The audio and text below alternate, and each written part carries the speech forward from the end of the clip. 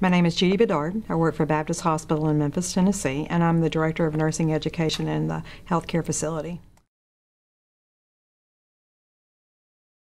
My history with simulation began in 2005. We actually found an article on the internet about SynMan and how it was being used in nursing schools. So in the acute care setting, we decided that that was what we needed to do. So we began with one SynMan, used him for many years, literally used him up so much that smoke would come out of his chest. And then we developed a 3,500 square foot simulation facility where we now have low, medium, and high fidelity mannequins that we use. And we train in all kinds of different aspects of hospital care in multidisciplinary teams and individual teams. My philosophy and goal on simulation is that it will be the foundation for competency-based validation, competency-based education, and improving nursing practice, improving patient care. Patients will no longer be the training center. It will be in the simulation center. Then you go to the patient's room and you take care of the patient in a very competent manner. And I think that's where simulation is taking us. I believe one of the best values of attending the Sun event is that you get to see where everyone else is. You validate where you are. You set goals of where you want to go, and you network. I've learned so much from people that I've talked to, exchange phone numbers, keep in touch. Can you send me this? I send them that. So you begin to find out that you're not in a silo. Just like in healthcare, it crosses all kinds of different campuses, all types of different states, and you get to find an incredible amount of resources around the country. The opening scenario was extremely good. I really, really liked the realism.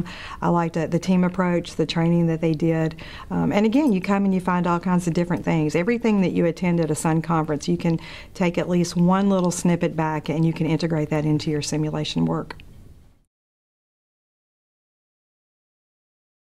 In the future openings, I'd continue like to see the variety. You know, I've seen pediatrics in the past, I've seen OB. I believe the more exposure that you show them to the multiple different ways that you can simulation, the more creativity and spark that it creates. So just continuing the diversity and the team approach, to me, a lot of times I think simulation gets focused on the individual.